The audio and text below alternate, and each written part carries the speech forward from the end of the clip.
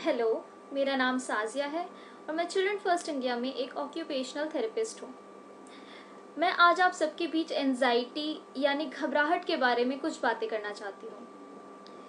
Anxiety क्या है, क्यों होता है और इसे हैंडल करने के भी कुछ तरीके और टिप्स के बारे में आज हम बात करेंगे। किसी भी चीज़ का उपाय जानने से पहले ज़रूरी है कि हम उसे अच्छे से समझ लें। आखिर ये है क्या और ऐसे क्या पॉइंट्स हैं जिससे हमें पता चलेगा कि हम एंजाइटी से गुजर रहे हैं।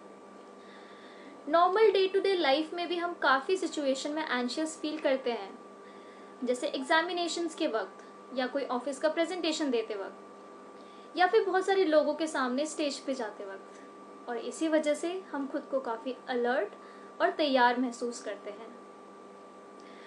और जब ये स्ट्रेसफुल सिचुएशन समाप्त हो जाती है तो हमारी घबराहट भी धीरे धीरे दूर हो जाती है।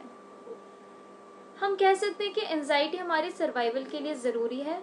जब हम किसी खतरे का या किसी चैलेंज का सामना कर रहे होते हैं तो ये हमारी लाइफ का बहुत नॉर्मल पार्ट है। लेकिन ये एंजाइटी प्रॉब्लमैटिक कब हो जाती है? ये प्रॉब्लमैटिक तब हो जाती है जब हमारा माइंड और हमारी बॉडी बिना किसी विशेष कारण के, बिना किसी खतरे के बहुत ज़्यादा अलर्ट, बहुत ज़्यादा एनर्जेटिक फील करने लगे, जैसे हम किसी इमरजेंसी सिचुएशन में हो। और ये फीलिंग हमें बार बार आए और हमारे नियंत्रण से भी बाहर हो जाए और खुद को शांत करना मानो असंभव सा लगने लगे, तो इसे हम एंजाइटी डिसऑर्डर का नाम देते हैं।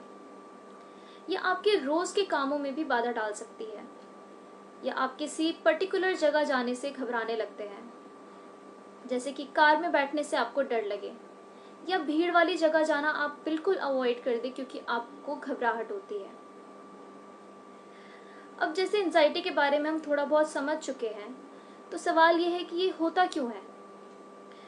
अगर आप किसी चीज़ के लिए बहुत ज़्यादा चिंता करने लगे तो स्ट्रेस भी यूजुअली एक फैक्टर हो सकता है। इसके अलावा फिजिकल हेल्थ प्रॉब्लम्स जैसे कि एस्थमा, डायबिटीज़ या फिर हार्मोनल इम्बैलेंस भी कुछ रीजंस हो सकते हैं। अब अगर आपको लगता है कि आप ये सारी चीज़ें एक्सपीरियंस करते हैं तो मैं कुछ सुझाव और तरीके शेयर करने वाली हूँ, जिससे आप ऐसे एपिसोड्स के दौरान अपने माइंड और बॉडी को काफ़ी हद तक नियंत्रण में ला सकते हैं। आप अपने आसपास टूल किट के तौर पर कुछ चीज़ें रख सकते हैं या कुछ तरीके अपना सकते हैं जो कि ऐसे सिचुएशन में उपयोगी साबित होते हैं। सबसे पहले आप अपने सांस लेने पर ध्यान दें। इसका मतलब जब हमें घबराहट होती है तो हमारी सांसें बहुत छोटी और तेज़ हो जाती है, जिसके वजह से हमारी धड़कनों की गति भी तेज़ होने लगती है। हम चाहते हैं हमारा हार्ट रेट फिर से नॉर्मल लेवल पर आ जाए, जिसके लिए हम डीप ब्रीदिंग प्रैक्टिस करते हैं। इसका मतलब आप नाक से गहरी और लंबी सांस लें और मुंह से धीरे धीरे छोड़ें। इस तरह। दूसरा, आप एंजाइटी के वक्त आपके सेंसेस बहुत ज़्यादा अलर्ट हो जाते हैं, तो आप अपने आसपास की लाइट्स को डिम कर दें। आप कोई सॉफ्ट कामिंग म्यूजिक भी चला सकते हैं।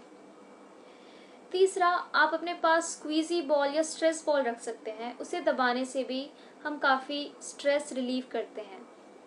या अगर आपके पास स्ट्रेस बॉल नहीं है तो आप किसी पिलो को भी टाइटली हग कर सकते हैं, जिससे आप काफ़ी ग्राउंडेड फील करेंगे। आप अपने पास अपना फेवरेट स्टफ टॉय या फिर फेवरेट ब्लैंकेट रख सकते हैं, जिससे आप काम फील करें। आप अपने हाथों से अपनी बॉडी को इस तरह डीप प्रेशर दे सकते हैं, जिससे हमारी बॉडी काफ़ी रेगुलेटेड फील करती है। एंजाइटी के दौरान हमारी मांसपेशियों में भी काफ़ी तनाव महसूस होता है, जिसके लिए हम progressive muscle relaxation technique use करते हैं। इस टेक्निक में बेसिकली हम अपनी बॉडी के सारे मसल ग्रुप्स को कंप्रेस करते हैं और रिलैक्स करते हैं। जैसे कि शुरुआत हम करते हैं कलाई से। इसका मतलब मुट्ठी बना करके हम यहाँ के मसल को टाइट करेंगे इनहेल करते हुए,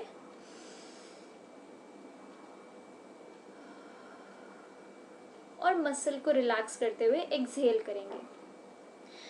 इसी तरह अपर आर्म्स में, कंधों में, back muscles, chest, abdominal muscles, हिप्स, thighs और नीचे जाते हुए काफ मसल्स और फाइनली पैरों की उंगलियों को भी इसी तरह टाइट और रिलैक्स करेंगे।